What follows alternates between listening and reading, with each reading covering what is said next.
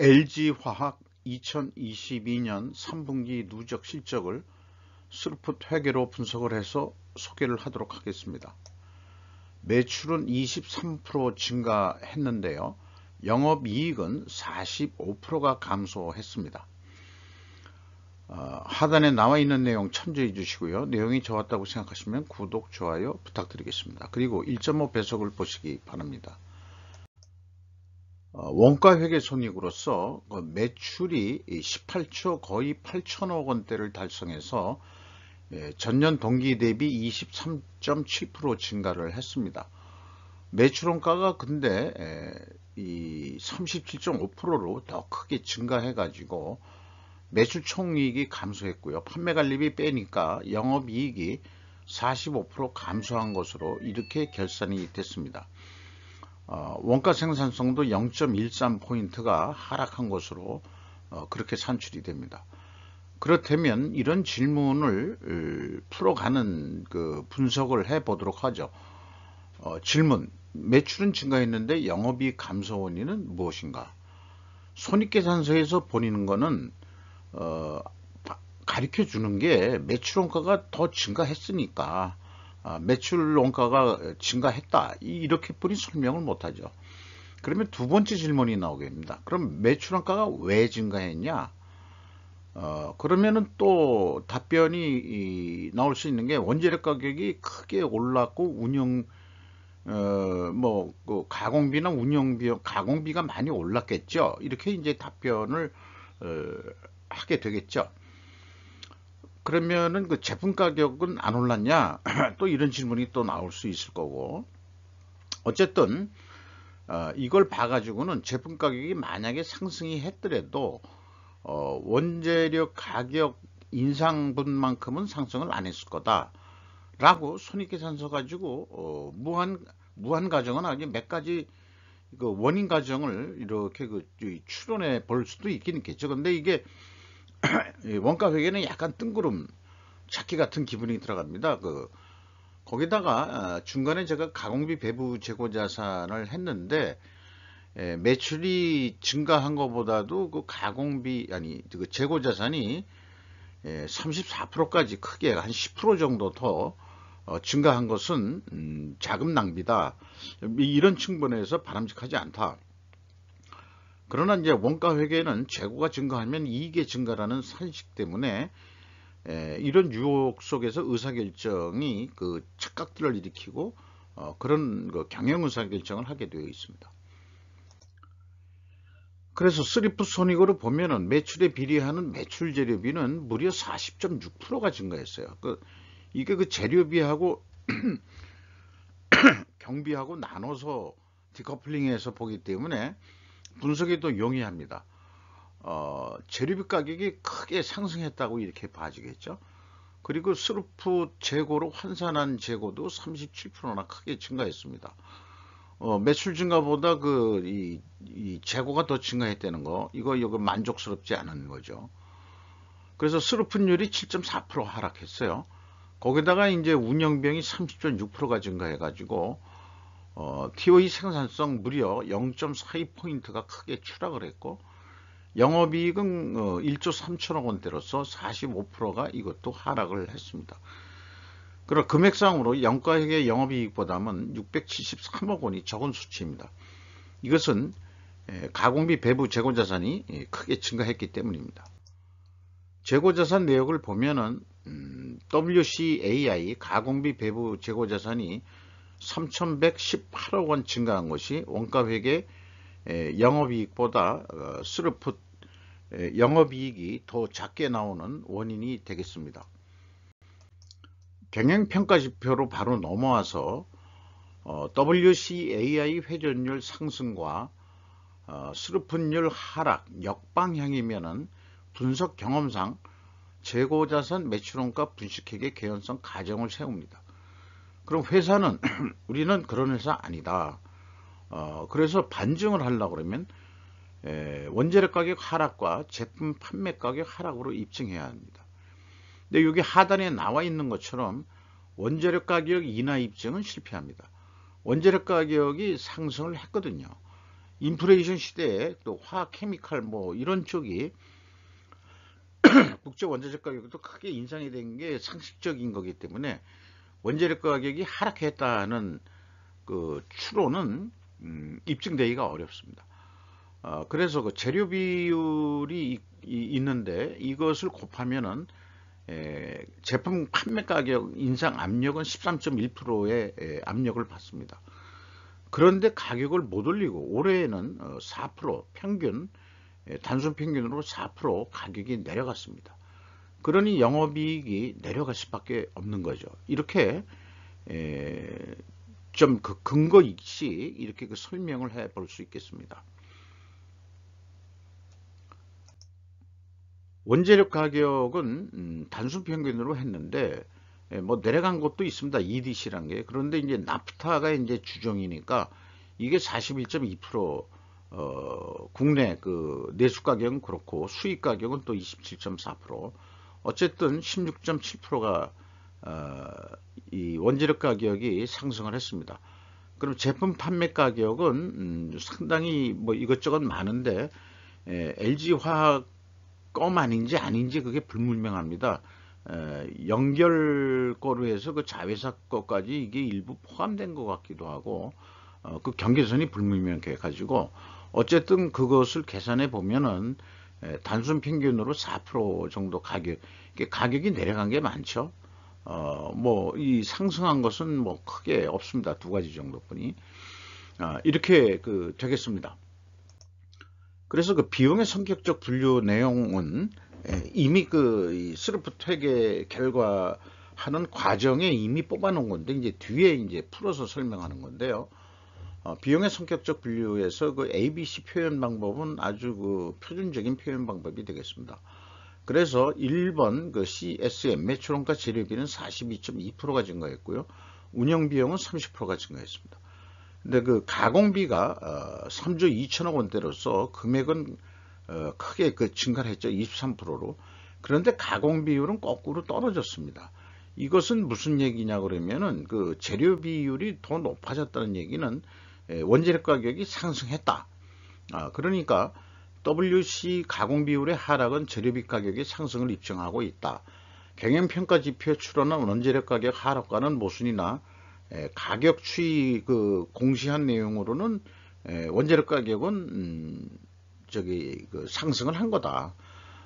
원재료 가격은 상승을 했는데 그러면 재고 회전율이 왜 더 올라갔느냐 하는 것은 저기 다음 장에서 말씀드리겠습니다.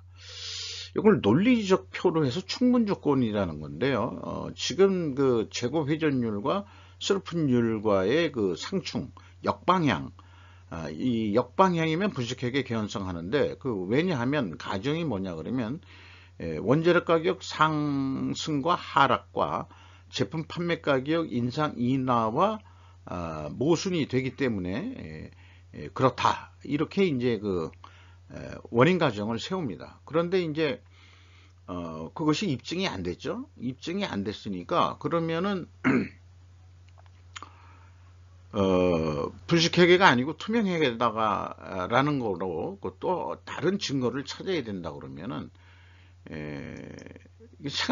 제 머리로 생각해낼 수 있는 것은 뭐 열심히 찾아봤는데 수량 재고 회전율로 산출해 보아야 한다 이렇게 생각합니다.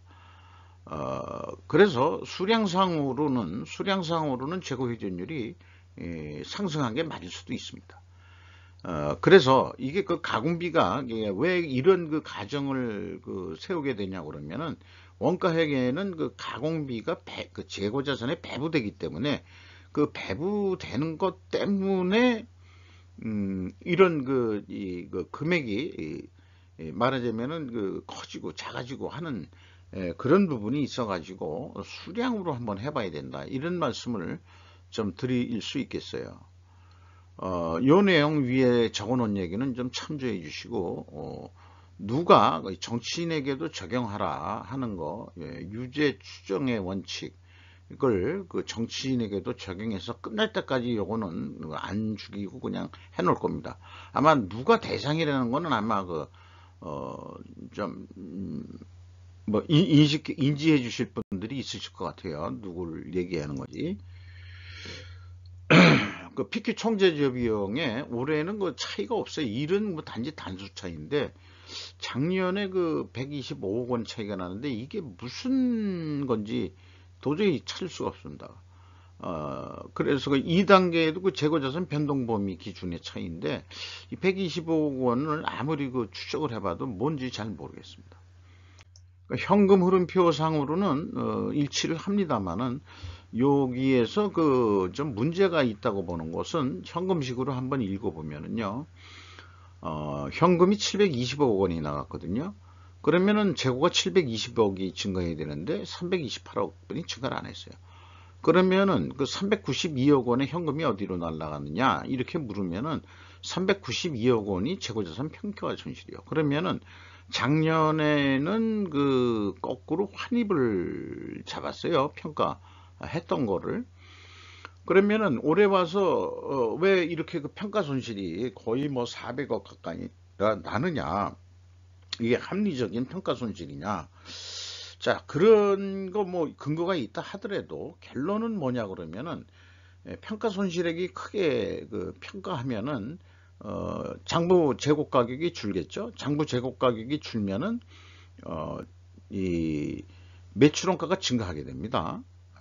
그럼 매출원가가 증가하면은 매출이익이 감소하는 거죠.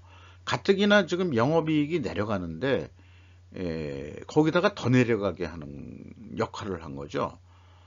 그럼 왜 그럴까? 그랬더니 야, 그 저기 영업이익 내려갈 때 할 수 없어. 저기 지금 아주 그 제대로 한번 평가해봐.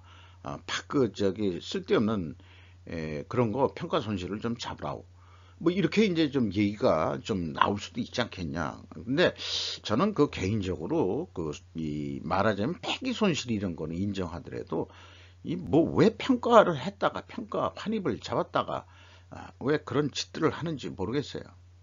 뭐 세법이 그러니까 합법이라는 이름으로 하는데 그러니까 합법 얘기하지 말고 그 상식적으로 좀 그 접근했으면 좋겠다.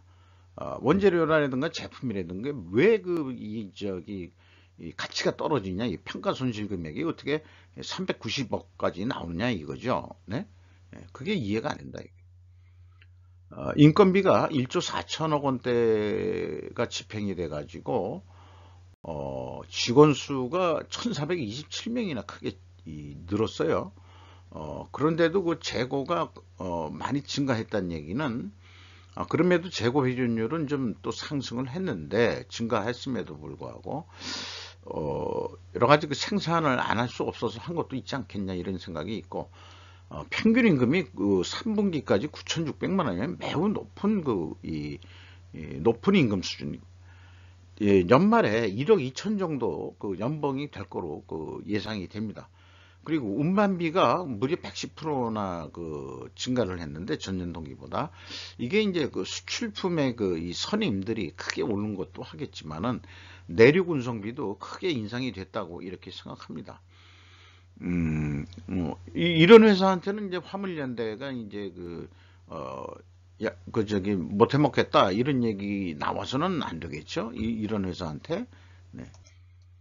3분기까지 실적을 기준으로 해서 원가 회계 사고방식으로 연말까지 매출액을 예상해 보면은 23조 8천억 원대. 그래서 이제 이거를 하나의 그 B2B 이 납품 거래라고 보고서 2,380만 원의 그 거래가 성사가 됐다고 그러면은 한 200만 원 정도 남는 거로 이 계약이 이렇게 됩니다. 이 경우 재고가 19% 증가하는 것으로 그렇게 했을 때 이게 200만 원 돈 남는 거로 돼 있어요. 그러면은 계획보다도 더 남았으니까 재고의 증가는 이익의 증가니까 우리 더 이상 노력 안 해도 돼. 이렇게 이제 되는 거죠. 그러니까 재고가 증가했다는 얘기는 생산량을 또 증가시켰다 이런 얘기 아니겠어요? 그런데 반대로 재고를 줄이면 어떻게 되냐 이게요. 재고 회전율을 올리라는 어떤 오더가 있어가지고 그럼 생산을 감소해가지고 재고를 줄여야 되거든요. 그러면은 원가 회계는 재고가 똑같이 19%가 감소한다 그러면은 이 영업이익이 1조 3천억 원대로서 뭐, 100만 원 단위로 얘기했었습니다만은, 한 7천억 돈이 영업이익이 날아가는 겁니다. 이게 이제 원가 회계의 맹점이고, 우리는 그 잘못된 그 상식 속에서, 이 세상을 살고 있다는 거 다시 한번 좀 말씀드리고요. 그 잘못된 상식 속에서 살고 있다는 것을 요거의 하나의 표로 만든 거고, 왼쪽이 그 잘못된 상식이다 해서 이게 뭐 악이다 그런 뜻이 아니고, 이제 원가 회계 논리는 그 약발이 떨어졌다. 그러니까 이제 21세기 우주 경제를 지향하는 이 새로운 세대에는 간단하고 단순한 손익계산서로 해야 그 스피드한 이 세상을 살아가는데 리얼타임으로 손익이 나오게 할 수 있는 그런 세상이 되어야 된다고 저는 강력히 믿습니다. 그래서 스루풋 회계 관점으로 전망을 해보면은 있는 데이터 그대로 해서 하더라도 2,340만원, 한 50만원 정도 더 싸게 거래를 할 수 있습니다. 그러면은 이제 원가 회계 영업이익보다는 그 재고 증가로 한 200만원 남는데, 이건 재고하고 관계가 없는 거거든요. 그 160만원 남는다. 그래서 그 계획보다도 우리가 좀 떨어지니까 이 분발 좀 하자. 동기부여를 좀 해서 재고 회전율을 6.1% 정도 증분시켜보자. 10회전 한번 해보자. 이렇게 되면은 매출액이 만약 성공한다면은 26조 2,713억 원대까지 올릴 수 있다 이거죠. 그러면은 그 영업이익이 2조 7천억이나 크게 그냥 증가합니다. 6% 그 재고 회전을 올리는데 이만큼 그 현실적으로는 크게 이익을 낼 수 있다는 거죠. 그러니까 제 얘기는 오늘도 내일도 기업의 목표는 재고 회전율을 그 상승시켜야 된다는 것을 끝없이 반복하고 그 얘기를 하는 거죠. 그런데 매출액은 그냥 그대로 계약한 그대로고 하는데 재고만 줄여라. 재고에 돈이 많이 잠겨 있지 않냐. 이래서 그 뭐 원가 절감한다고 아니 그 돈이 안 돈다고 재고를 줄여라 그러면 생산량 감소를 시켜야 되거든요. 그러면은 그 스루풋은 뭐 변동되는 게 없습니다. 계약할 그 당시에 그 이 재료비 뭐 가공비 그 다음에 판매 관리비 변동되는 게 없습니다. 왜냐하면은 이 영업 이익 그 계산하는 게 재고의 증감과는 전혀 무관한 거거든요. 그래서 2조 7천억 원대하고 그 다음에 1조 6천억 원대 그 사이 그 차이가 그 한 1조 1천억이나 되는데 그 폭이 큽니다. 폭이 큰데 이 범위 내에서 연말 실적이 결정될 것이다 라고 예측을 해볼 수 있겠습니다. 주가는 그 12,000원이 상승했습니다. 장부 가격 대비 228%로 이곳은 좀 내려갔고요. LG가 33.34% 가지고 있고 국민연금공단이 7.46% 가지고 있고 외국인 모건 스탠리 등이 눈에 띄는데 48.15%.